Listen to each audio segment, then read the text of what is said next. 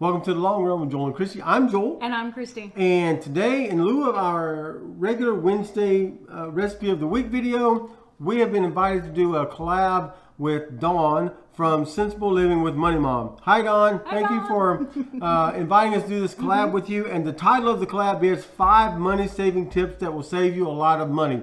Now, we do have 5 tips. 2 of them may surprise you, all right? So let's get to it.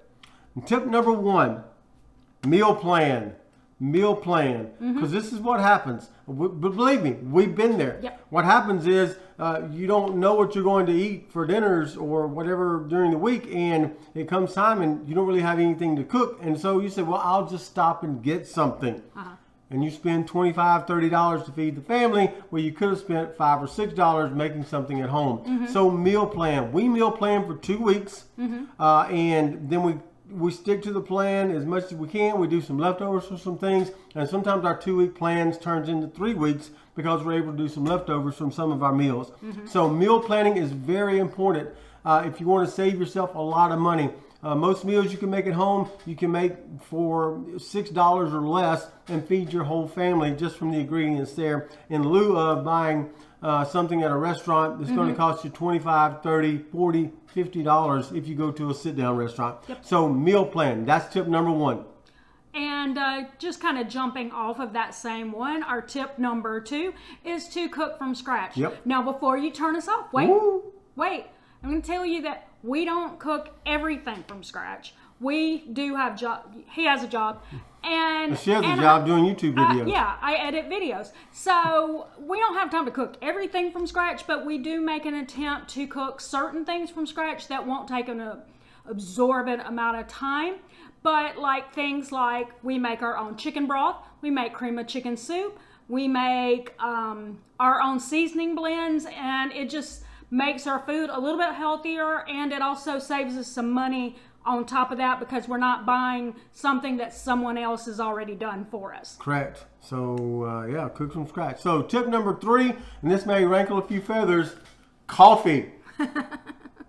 Coffee. How many of you go to Starbucks or Dunkin' Donuts and you spend $4 to $5 on a cup of coffee every day?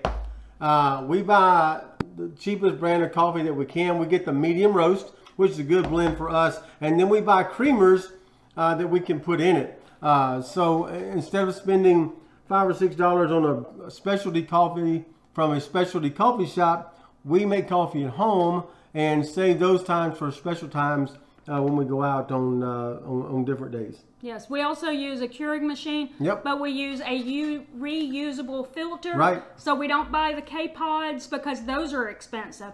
Instead, we use this to fill up just what we need, and we never have to pour out any coffee. That's right. We never waste any coffee. What's number 4? This one is kind of interesting, I think, because a lot of people have asked us why we rent. We do not own a home. We don't pay a mortgage. So why would we rent? Is that even frugal to rent? Well, here's the thing. Back in 8 years ago when we started our debt-free journey, we did have a house. We were paying a mortgage. When we bought that house, we were not prepared to own a home. We had no down payment for it. We didn't have an emergency fund. So every time something broke in the house, we were having to tap into what little bit of savings we had been able to accumulate. And immediately our savings went because we didn't have enough money really to build up to take care of those little things. And we also were paying a PMI, so our mortgage was higher. So we promised ourselves when we sold it, and we used the sale of that home, the profits, to pay off our debt. We promised ourselves we would not buy a house again until we had a decent down payment plus an emergency fund built up. And at this point, we are not at that. So instead, we look at it as if something breaks in this house, it's not our responsibility. Somebody else has to fix it. So there you go. So sometimes it might be a good idea to rent if you're not financially prepared to handle the responsibility of a home. All right, so there you go. And then tip number 5 is vacation. So it's great to be a part of the debt-free community, the frugal community, people that want to save money and save money and save money and pay off debt. Kudos to you, but don't do it so stringently that you don't have fun. You want to have fun. Because if you don't have fun, then at some point you're going to say, I'm not having any fun. I'm just going to give up. I hate this. And I'm not having any fun. I'm just going to give up. Don't give up. Yep. Work in some sinking funds so you can have fun, some fun money, so you can go on vacation. We just went on a 8-day vacation, and we cash flowed it all. So we were able to do that and still be on our debt-free journey and not have to worry and come back and say, oh, we've got $1,500 worth of credit card bills we have to pay off over the next 6 months. We don't have to do that because we cash flowed it on our credit card, but we will pay that off before the statement we have comes. the full amount. Because we have the full amount already in our bank account ready to pay that off. So travel apps, hotels.com, travel apps, Ibotta, what are some of the other ones? Hotel coupons. If you've seen our shorts over the last couple of weeks, then you've been able to see some of those. We've got probably a full-length video coming up talking about how we saved on vacation and the vacation that we took. So you were able to see that as well. Groupon, Living Social, I think were also the ones. And also, if you're just looking for something that's kind of cheap and free in your area, it's as simple as putting in your search bar on your website, cheap and free things to do in whatever town you live in. And you will get websites that will tell you things that you could do for almost next to nothing. Check those out if you're like starting out. That's right. All right, so those are our 5 money-saving tips that will save you a lot of money. Those last 2 may have surprised you a little bit. Hopefully these are beneficial to you as you look to save money in the long run. So thanks again to Dawn from Sensible Living with Money Mom.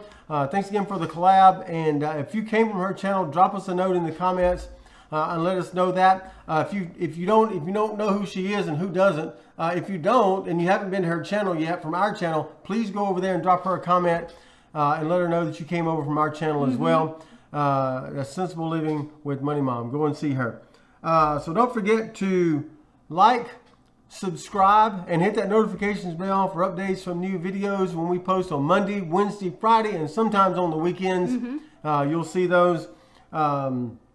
Drop us a comment on some money-saving tips that you've done that may be beneficial to some of the watchers today.